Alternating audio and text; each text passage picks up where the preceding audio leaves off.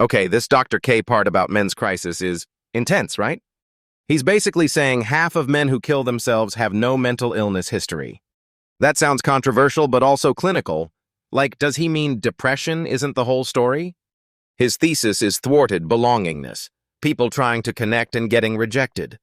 I love how he makes it sound like the heart of suicide isn't chemistry, it's social exile. But I want to push back. How do we measure no history of mental illness cleanly? If you're relying on records, a lot of people never show up to get diagnosed. So basically, the data set is already biased toward treated people. He's also saying anger is the allowed emotion for men, and sadness gets relabeled as something else.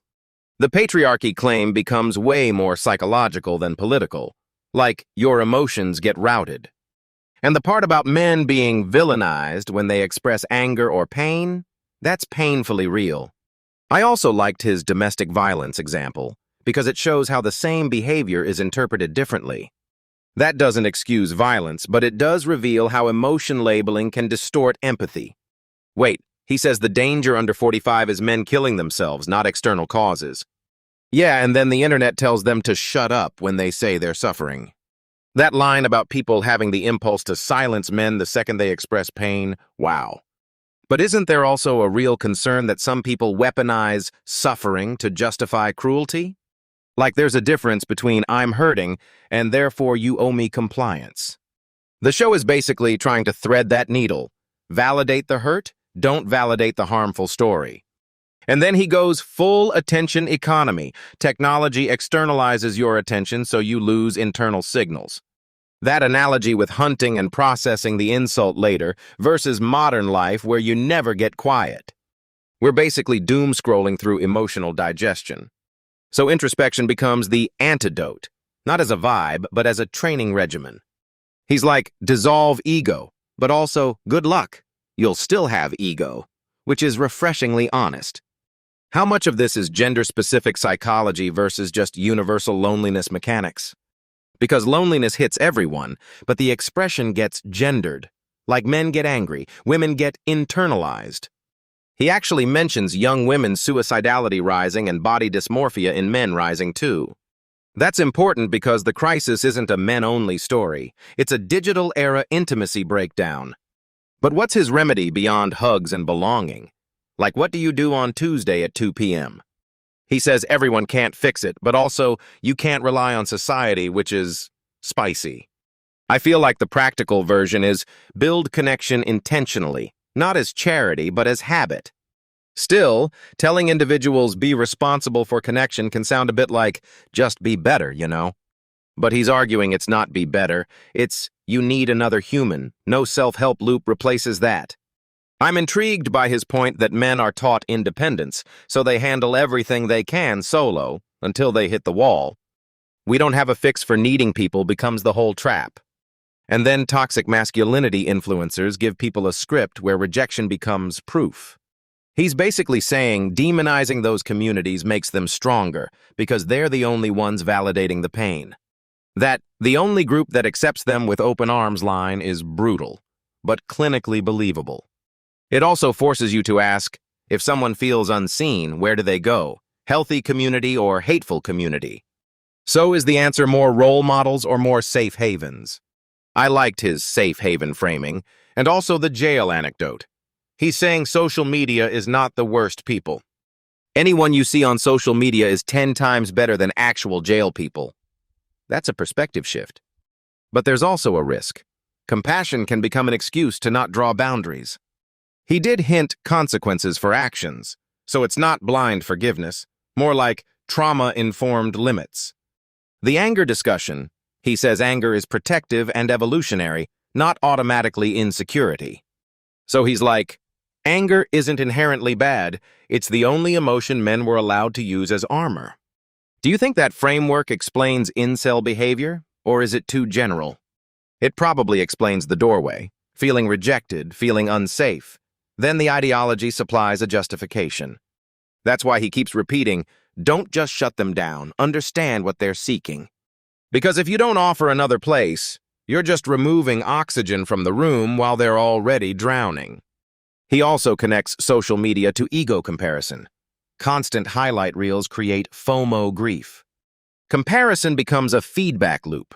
Pretty faces make your brain calculate not normal, leading to ugliness feelings. It's like a casino machine for self-esteem. Pull the lever, lose again. Okay, but how do you train the mind at scale? Most people aren't meditating daily. He kinda answers, you still need structural tools, maybe regulation, but also personal practice. So both lanes protect people from the worst mechanics and teach them internal resilience. I'm just glad the episode isn't pretending this is only about men being broken. It's about systems of attention. All right, I'm emotionally exhausted, but in a good way. This is the kind of conversation that makes you look up from the feed. Next time, I want to go harder on the practical connection habits part, because that's where it lives. Great chat, Malik out. Go touch grass and text your friend before you doom yourself again. Episode 2 is coming with a totally new angle on digital life and how people rebuild meaning when external validation fails. The attention gets externalized thing, bro, that explains half my doom scrolling. When you stop hearing your own internal signals, you outsource identity. But does that mean masculinity discourse is just a symptom, not a cause? Yeah, like people go hunting for meaning, and the internet sells them GPS that lies. The thwarted belongingness line felt brutal, because it's not pathology, it's rejection. Half the time it's, I tried to connect, and the world replies, shut up. And you're saying the suicide trigger can be objective hopelessness, not mental illness. That reframes it from treat the brain to restore the human bridge. But where do we draw the line between compassion and enabling harmful ideologies? Because I've seen communities validate suffering and then steer it into rage. He argues demonizing drives people toward toxic masculine spaces. Fair, but is it enough? It's like banning a stain by yelling at it. Sure, you'll feel strong, stain remains. Still, some behavior is unsafe. He kind of says consequences maybe, but how? I liked the jail anecdote logic. Social media monsters aren't as scary as real monsters. That sounds so wrong and so true at the same time. What a mind trick. Also, the gender pivot. Women's suicidality rising, men catching up on body dysmorphia. So it's not a men problem, it's a nervous system inside a digital mall problem. But then people will still politicize it. See patriarchy or see misandry. I want solutions that survive whatever your ideology is. Like, what's the mechanism? Mechanism-wise, he keeps returning to connection plus attention training. Connection means belonging, but attention means you can actually perceive yourself again. Okay, so if someone's not meditating, what's introspection in real life? Because everyone says, be mindful, but nobody hands you a schedule. Exactly. Like mindfulness is just advice unless it becomes a habit with friction removed. The best practical line I heard was, you can't hug yourself. That's dumb simple. It also answers the friends are not my responsibility argument. Eventually it becomes, whose job is it?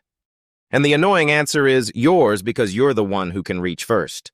So what would reaching first look like without turning it into therapy cosplay? For me, it's tiny. Check-ins that aren't loaded and listening without trying to fix. But can that really counter influencer religion with Bugattis and perfect lives? If the person's internal world is empty, aesthetics win. If it's full, aesthetics lose. So you're not competing with content. You're rebuilding the inner substrate that content attacks. Inner substrate sounds like a sneaker drop, but I get the idea. His ego analogy for social media, comparison inflates ego, then sadness follows. Ego. I should be ahead. Social feed. Everyone is ahead. Heart. Cool. Dying today. He's basically saying technology amplifies whatever you already are, so train the controller. I like that, but again, how do we train the controller collectively? Is it regulation, education, or just families modeling repair after conflict? Honestly, it's probably all three, but the family part is the one people ignore because it's hardest. The men allowed to cry but not allowed to be angry bit is such a psychological trap. Because anger is information. If you only let boys feel one emotion, they get stuck. Still, I'm going to push back. Anger can be protective, but it can also be chosen violence. Totally. Protective doesn't mean morally clean, it means it has a job in the body. So the remedy isn't no anger, it's angry without dehumanizing. Dehumanizing is like anger's worst export product. The way he linked anger venting online to misogyny, yeah, that pathway is terrifyingly plausible. If you can't express fear or shame, you'll express anger. And the internet loves anger. So the shut up when you suffer society is basically silencing the emotional vocabulary. That also explains why some people find toxic groups. Those groups offer a script to be heard. But scripts can be poison. So how do we offer scripts that don't rot? You don't just ban the feed, you replace it with a place where suffering is safe to articulate. And you do it early, before the person's worldview hardens into "I am owed." Love that, before they become entrepreneurs of resentment. Do you think the healthy gamer framing is actually about self-regulation, not games? Yeah, he's treating tech like fire. It's powerful, but without control it burns the house. Still, people will say, "I tried control and failed." What then? Then the system needs guardrails, friction, limits, and community support, not pure willpower. Willpower alone is like telling a drowning person to lift themselves by their shoelaces. Okay, last thing. What is the quickest daily habit that matches his theory? For me, it's a scheduled inner check. 2 minutes, no phone, one question. What hurts? And then the wild part. You answer without bargaining like a lawyer. If you can name the hurt, you can eventually ask for belonging without shame. All right, I'm going to wrap my brain back into reality. Connection beats content every time. If you're listening and you feel alone, please text one human before the algorithm wins. We'll keep pulling the thread in episode 2, especially how meaning collapses when external validation becomes your oxygen. See you in the next one. Wait, the thwarted belongingness thing, bro, that sounds painfully specific. But also, is it always rejection or sometimes just hopelessness? He's saying the driver is humans trying to connect and getting shut down. Shut down by who, though? Partners, society, parents, online spaces? The answer is all of the above, which is not comforting at all. I love how he made it sound like the brain files a complaint. No tribe found. And that suicide stat, 50% with no mental illness history. Whoa! But does that mean it's not depression? Or that it's depression without diagnosis? Because no evidence could mean no access to care, not no illness. True, but his point still lands. People can be suffering without a label. That's the part that makes me mad. Labeling suffering instead of listening to it. And then everyone acts surprised when the listening gets outsourced to influencers. Exactly. If society says shut up when you're hurting, someone else will gladly validate. Toxic masculinity as a customer service desk, apparently. Also, he's not wrong that demonization can strengthen the thing you hate. But where do we draw the line between understanding and enabling? Like, trauma-informed is cool, but I still want consequences for harmful behavior. Yeah, because safe haven can become no boundaries, and that's dangerous too. I think what he's gesturing at is first human-level listening, then structural limits. And that men aren't allowed to complain idea, bro, that's real culturally. Women cry, men cry, but anger? Anger turns into a headline. I actually liked his nuance. Men get permission for emotion, but only specific flavors. Permission with conditions is still permission with consequences, right? He argued anger is the umbrella emotion. Other feelings get converted into rage. I partially buy it, but anger is also genuinely protective and evolved. So we're not building villains, we're building survival software with bad presets.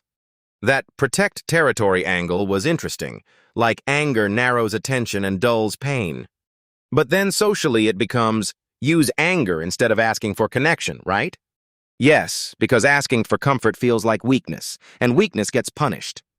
And on top of that, the brain keeps outsourcing signals. Watch how he tied it to attention. He's saying tech externalizes attention so internal signals atrophy, like the cave analogy. Your inner GPS stops working because you keep using Waze on your phone. And then people think, what am I? Is answered by social media, so they get trapped in comparison. Comparison is the engine, right? FOMO, body dysmorphia, constant calibration of your worth. But sometimes comparison is not the problem. Sometimes it's real-life deprivation. Sure, but even deprivation gets worse when your attention never lets you metabolize it. That's the no time to process point, right? You just absorb the next stimulus. Bro, that explains why I feel exhausted after doom scrolling, like I did work. The remedy he keeps implying is introspection training, attention back to self. But how realistic is that for someone drowning in loneliness? Good question. Because introspection alone can't replace touch and friendship. You can't hug yourself, but you can at least stop bleeding internally first. So it's not be a guru, it's be able to relate without total collapse. I liked that fire analogy. Don't run from technology, learn to control it. Still, learn to control fire kinda assumes individuals can act fast enough. True. So his maybe regulation vibe matters, even if he centers personal practice. Honestly, though, the individual piece is the only part you can start today. Let's push it. What does connection look like in a world designed for frictionless scrolling? It looks like boring reps, texting a friend, showing up, letting awkwardness survive, and maybe letting men complain safely, without being turned into memes. Yeah, because if hurt becomes taboo, loneliness becomes a secret disease. Also, shame for suffering is basically the algorithm's favorite seasoning. The core theme I'm taking away: content isn't comfort, attention isn't intimacy. And meaning collapses when external validation becomes your oxygen, right? Oxygen is not optional, so the brain pays whatever price the feed demands. Okay, so next, I need episode 2 to answer the how do we build belonging part. Agreed. Less theory, more real-world scripts for connection. Because introspect harder is not a plan when your phone is stealing your attention. Plan is micro-habits plus real humans, even when it feels embarrassing. And if we can name the hurt, we can ask for belonging without turning into a monster. All right, I'm wrapping my brain back into reality. Connection beats content every time. If you're listening and you feel alone, please text one human before the algorithm wins. We'll keep pulling the thread in episode 2, especially how meaning collapses when external validation becomes your oxygen. See you in the next one. Teaser. Episode 2 breaks down how men and women both lose themselves when attention gets monetized. The part that wrecked me is, half of men have no mental illness history. That means the story isn't always treat the pathology, it's treat the isolation. But how do you measure isolation without it sounding like vague therapy speak? I'm with the concept. I just hate when people hide behind stats like a shield. Also, thwarted belongingness sounds like a Marvel villain. But the mechanism is brutal. Try to connect, get rejected, repeat until you quit. And the worst part is rejection can be silent, like social media changing your face. Wait, so the rejection can be algorithmic, not interpersonal? Exactly. Your brain keeps reaching, but you never get a human yes back. People keep saying, just go to the gym, bro. Like that fixes belonging. A body can be in shape while the soul is starving, you know? And the attention trap makes it worse because you never process what happened to you. He was describing how we outsource processing with podcasts, feeds, everything. I don't have time to think. I'm listening to content at 125x. That's the point. If you don't sit in your own mind, you lose the internal signal. That cave analogy was nasty. If you never get light, the eyes don't develop. Same vibe for identity. If you never look inward, you become a mirror collector. Mirror collector as in, you define yourself by who reacts to you. Yeah, you start using likes and status as calibration for who am I? But isn't it still useful to learn from outside? Like social feedback isn't evil. I agree. Learning externally is great, but worshiping externals is the disease. That's why incels are so often just people doing homework from the darkest teachers. And the toxic masculinity label, sometimes it lands like a gag order on pain. I don't want to excuse hateful behavior, but I also hate how quickly people dehumanize. Because if every attempt to speak suffering gets shut down, you learn silence or rage. So the controversy for me is, does compassion automatically work better than consequences? Like he hinted, consequences still matter, but where's the line? I think the line is, you don't confuse understanding with endorsing. That shame feces on the walls example was perfect. Nobody asked what hurt is happening. People just slap the child back into worse behavior, then act shocked. It's like banning the symptom without studying the wound. Where do you think anger fits in? The talk about men only being allowed anger. I buy that a lot. Anger is socially rewarded while fear and sadness get treated like weakness. Why are you yelling? Because I was trained to feel everything through one megaphone. But I want to push back. Anger isn't always insecurity, like he said. Also, evolutionary protection of territory is a clean model. anger as fast safety mode. Still, insecurity can be the fuel inside that safety mode, right? Totally. Different people, different wiring. But the pattern is only one emotion gets translated. So the remedy isn't be less angry, it's expand your emotional vocabulary. Exactly, self-expression with safety, not self-expression as performance. And that's where social media messes up. It forces self-expression as branding. You cry, but you cry for engagement. You vent, but you vent for audience currency. He also said social media makes ego comparisons nonstop. Yeah, because the feed shows the prettiest, funniest, happiest snapshot, not the whole life. It's basically curated reality distortion field, sponsored by dopamine. The part about fire without control hit me. Technology isn't evil. Regulation and skills matter. Government regulation always sounds slow, though. People are already drowning this year. True, so the individual skill has to be faster. Boundaries, attention training, and real relationships. Do you think the digital escape idea is ever valid, like leaving entirely? It's funny because people try monk mode but keep doom scrolling on the way to silence. Exactly, if you take the phone out and keep the addiction in your head, nothing changes. He's basically saying, you can't just flee, you build a stronger inner referee. Which returns to introspection as a skill, not a personality trait. So how do you make introspection practical for someone who's mad and lonely? You start tiny. Name the feeling, then ask for connection like it's a normal need. Not like I'm broken, more like I'm human and I need a hand today. Hard truth, though, no one can do that alone forever. And he said relationships can't be solved solo. You can't hug yourself, period. That's where the listener pushback comes. It's not my responsibility. Which is true, yet also, if everyone waits, nobody builds the bridge. So the remedy becomes individual responsibility for small acts of belonging. Like one text, one invite, one "you good?" That isn't a pretext to sell something. The algorithm can't compete with a real question asked at the right time. And if a guy can ask for help without being labeled a monster, he can stay connected instead of collapsing. Where does episode 2 take this toward meaning and validation? Yeah, we'll go deeper into how attention monetization turns your identity into a scoreboard. All right, that's where we'll park it for today. Connection beats content always. If you're feeling alone, pick one human and reach out before the feed fills the silence. Thanks for hanging out. See you next time for episode 2. Teaser. Episode 2 breaks down how men and women both lose themselves when attention gets monetized. Wait, that thwarted belongingness thing sounds clinical, but also brutally obvious. Like the brain isn't crying depression, it's screaming, "No one will hold my hand." And then we act surprised when people use the internet like it's a tribe. But here's the scary part. Half of suicidal men reportedly have no mental illness history. That wrecks the lazy narrative. It's all chemical, just medicate. I'm not anti-meds at all, but the meaninglessness plus rejection angle feels closer. What do you think causes the rejection signal to hit harder for men specifically?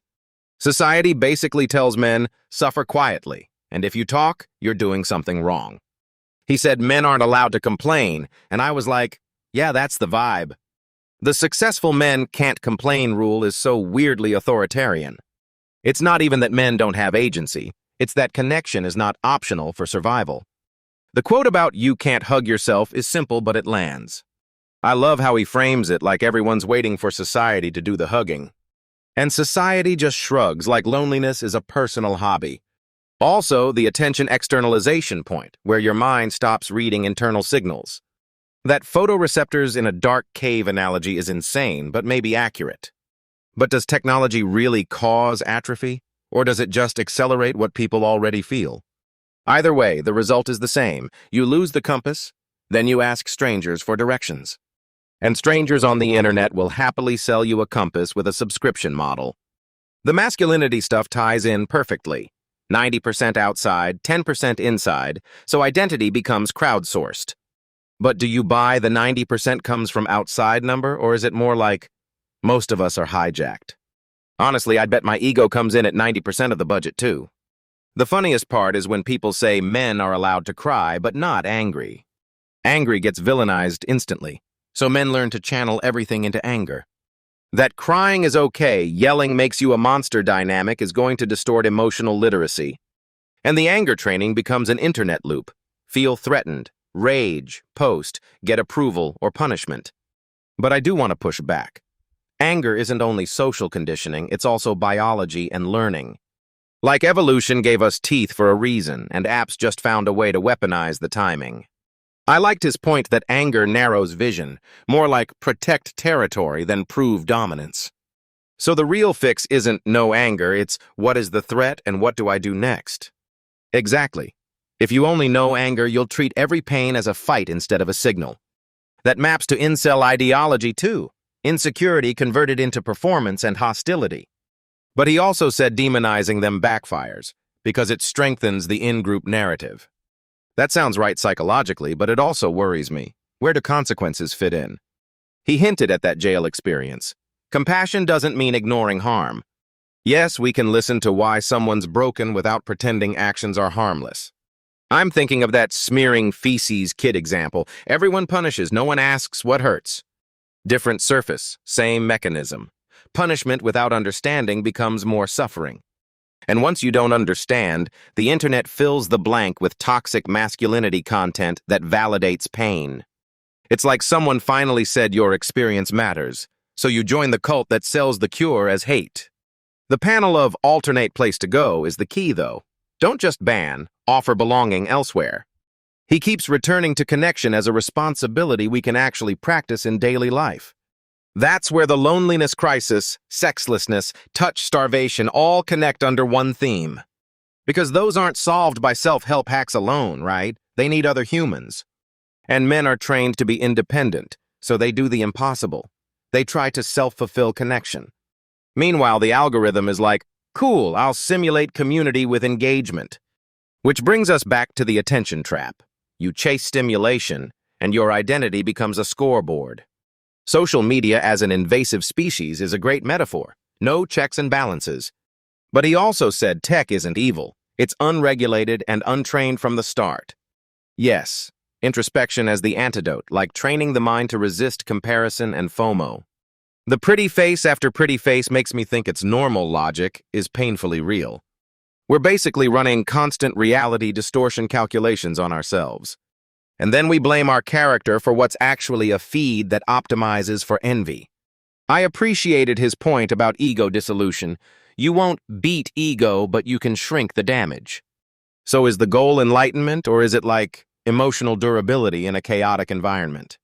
Emotional durability is a much more usable goal for normal people. Though the hard part is doing introspection when your whole phone is designed to steal quiet. Still, his "we made fire, we didn't know how to control it" line is comforting. So instead of escaping VR and AR, you learn to handle attention like a skill. Imagine if we treated scrolling the way we treat driving, rules, limits, training. And maybe that's the bridge, individual practice plus some structural guardrails. How do you think relationships specifically change when attention is monetized? Because intimacy requires slow attention, and these apps teach fast swapping. It's harder to feel chosen when the culture trains you to always search for a better tab. That's why connection beats content. Content is passive, connection is reciprocal. All right, this is where I'd say, if you're feeling alone, don't negotiate with the feed. Text a human. We'll take this momentum into episode 2 because it gets even more real about identity. Thanks for hanging with us. See you next time for episode 2. Teaser. Episode 2 breaks down how attention monetization turns everyone, men and women, into a scoreboard.